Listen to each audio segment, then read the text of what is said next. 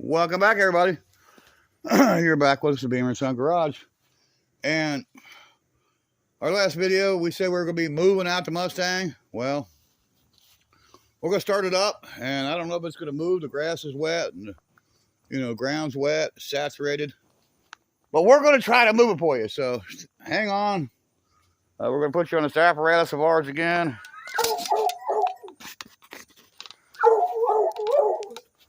And see if we can't get this great car of ours to fire up. Oh, Spike back there wants to help. What's up, Spikey?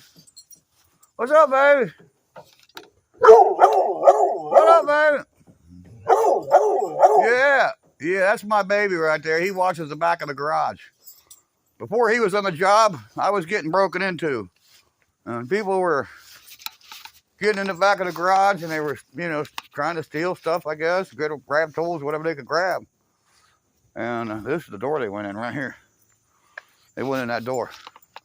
And they, there's a piece of wood here supposed to keep you from getting in it, but they still got in it. And they opened that door up one night, and there was 5 people on the property. There was 2 males and I think 3 females. And I know pretty much everybody was involved. I'm pretty sure I know who all was involved in it. And they went on up to it, but one of them was so stupid, went over across my neighbor's street and told the story and named all the players that were involved in that. But we put Spike on the job now, and since we got Spike on the job, we haven't had any further break-ins, huh, baby? And we got Bear back here, too. Bear!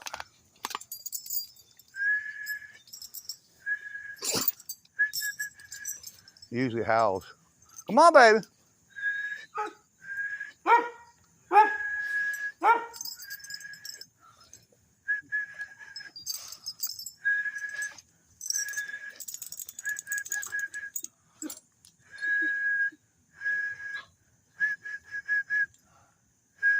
Yeah, he usually howls more than that. That's my great dog, Bear. He's swatting at flies right now. So here we go, guys, on the channel. Our 65 6-cylinder Mustang with 77,000 original miles, one owner, belonged to a little old lady. It really did, because it was my best friend's grandma's car. And when she died, he got it from her. It bounced around in a couple people's hands. And we blocked this off right here, and it don't look like it's doing much good now because it's going to peel off.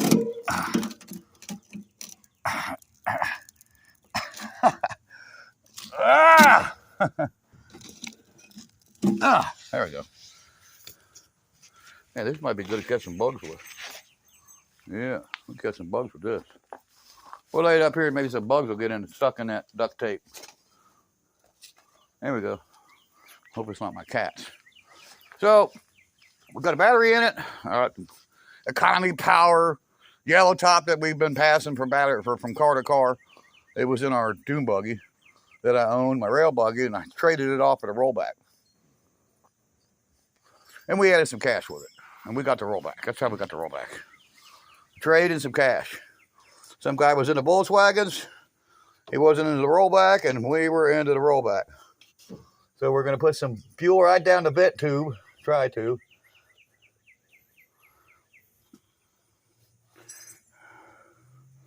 Sweat bee right there. It's nice. Let be gone now. Didn't like the gas. Put a little fuel down the throat of the babe there. We thought we were going to have to use our battery cleaning tool that my great son bought for around here. And look at this. This came out of, it's called a Deca. This came out of cutting tool. This came out of Smice Automotive. And you talk about a tool now. This thing will clean the positive and negative, and that'll clean the terminal.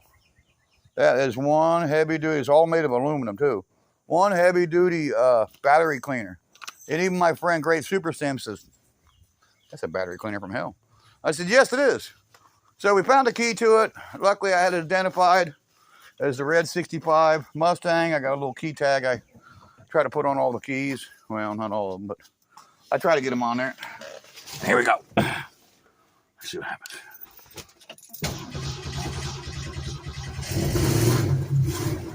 Hard right to life. See if I pick up the fuel I put in the tank.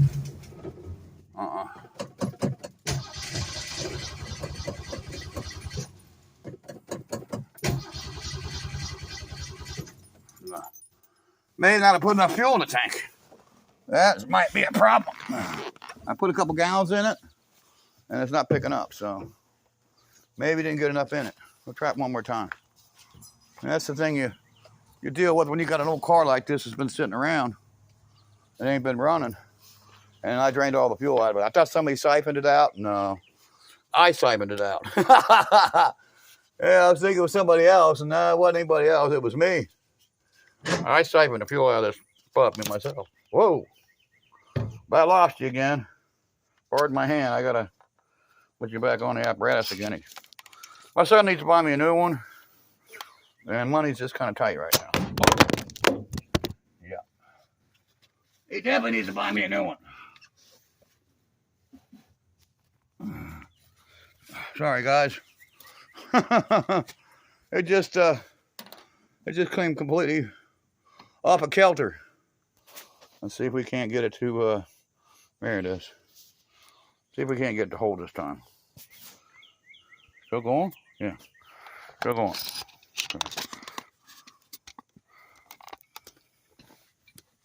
There's mud on my camera now.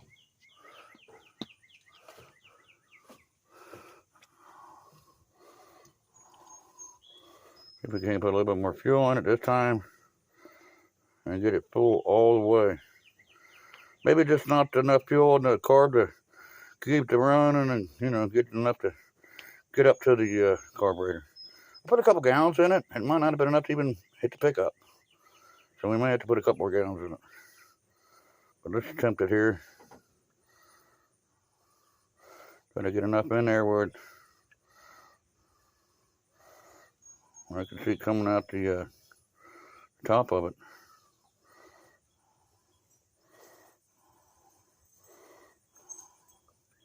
Yeah, it's in there. Coming out the top.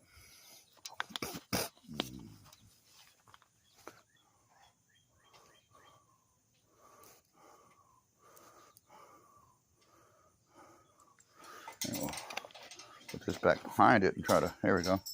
Keep our prime bottle from falling over and dumping on over the ground. Okay, let's see what we got.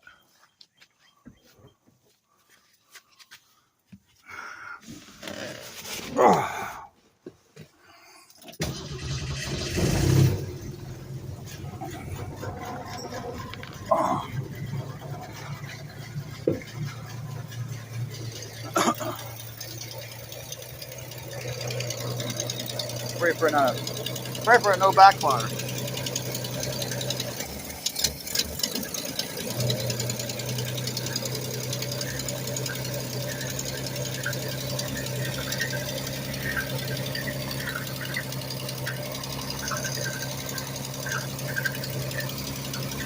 Something's squeaking. That don't sound good. Never did that before. There's something squeaking. Maybe going transmission fluid.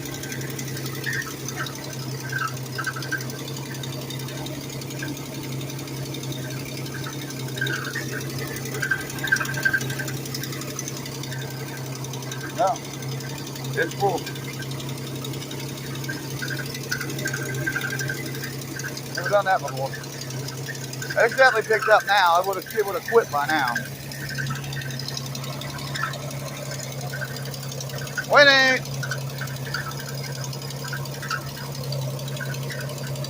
What's that leaking? Oh, it's dripping fuel. I see it dripping fuel. Yeah, it's definitely got fuel up to the carburetor. It's leaking out the carburetor. So let's shut it down for a moment and get a flathead screwdriver or a nut driver and fix that fuel leak. Don't like my car sitting there running, leaking fuel on and about the distributor area. Yeah, it's leaking right on the distributor. I don't know if it's that glass bowl leaking, the shelf. It's definitely leaking. Yeah, it's leaking at the glass bowl. People told me about them carburetor fuel filters are junk, and I've been only the one that's been kind of standing up for them, because I like them. I think they're cool, the glass fuel filter. But right now I'm kind of not liking it because I got a leak. Wow, look at that bucket filled up full of water. Wow, that's a foam getter right there. Foam fall right in that bucket. That'd be a mess. I didn't think it rained that much to fill a 2.5, 3 gallon bucket up, but boy, it sure did. Let's see, is it unlocked? It's already unlocked. Open this up. The nut driver. The flathead. There are pliers. Take some provisions out there. And that should be enough. Maybe a pair of needle noses. More than enough. We have a big flathead, and let's see if we can't fix this fuel leak. And the ultimate goal, guys, is, you know, today is not just getting it started, but we've already done that. We've already got the fuel up to the carburetor from the tank that we put in it with the prime twice. And it's picking up because it's fuel in the filter. You know, there's not much. It's probably a couple gallons. And, you know, I don't like to put a lot of gas in these cars. Because of people stealing gas out of them. We'll check that clamp first. See if the clamp's... No, it's not the clamp. It's not the clamp. It's not the clamp at all. It's that filter. It's the filter. So we're going to try to get a wrench and tighten it up. I didn't bring any wrenches. I didn't bring a pair of pliers. Let's see if we can't get it with a pair of pliers. I think it just needs to be tightened.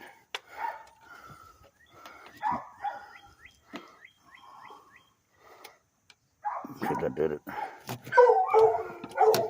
That did it.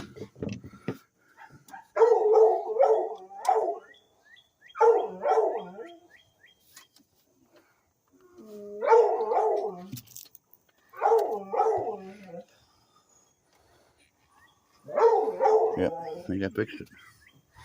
No more drippy, don't look like. Although there's no filter, there's no fuel in it, so can't really tell. We'll fire it back up, see if it still leaks. Put our tools up here. Or maybe next time. And we'll fire this great little 6-cylinder car off of ours. I wanted this car to be my show car. Take it to shows. You know, load it up on a rollback. And that fixed it. Okay, just need a little tweak in it, with that big a deal. No leaky. It's leaking right here. Oh, that's the belt. Possible alternator. Making that noise. Yep, I can hear it. There's an old trick of mine. You take some spray and you spray it on the belt. See if the noise goes away, because it's belt noise, or it might be internal in the alternator. Now, we've never changed the alternator on this car, so it could be the alternator and the bearings in it. Squeaky. And I don't really know any way of getting anything to lube it other than just replace the alternator. And if it does need an alternator replacement, we're not going to buy a new one. We got some used ones around here. We'll swap out a used one or two until we hit pay dirt, you know. But an old trick of mine is to put some spray on it. Quit. Quit before I even got the spray to it.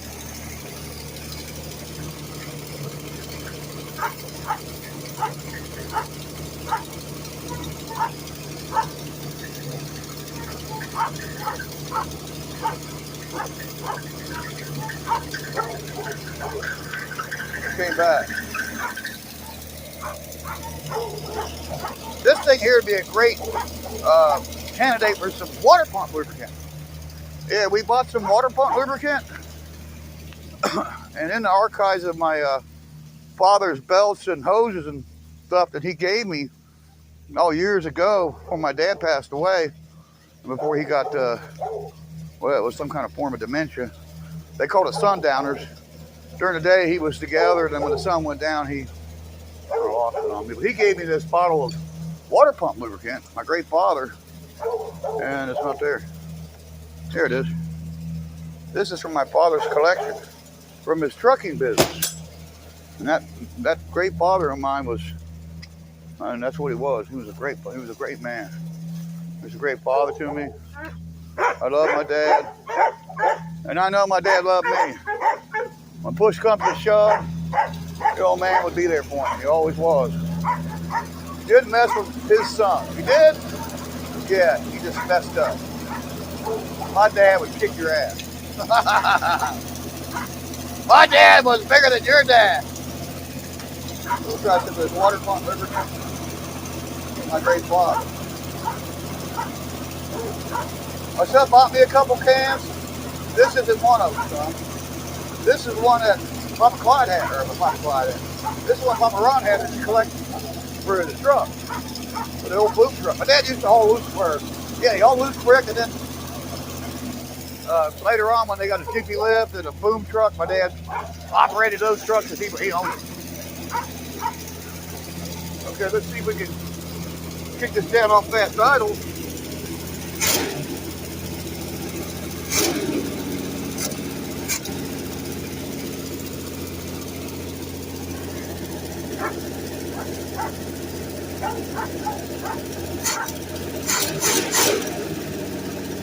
Boy, it's idle pretty fast. For a car that the choke's completely off of. If we had this carburetor rebuilt,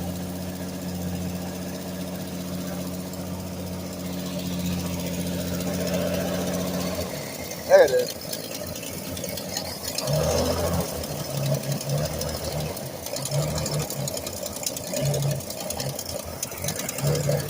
Boy, it's running like shit down. All I did was touch the choke.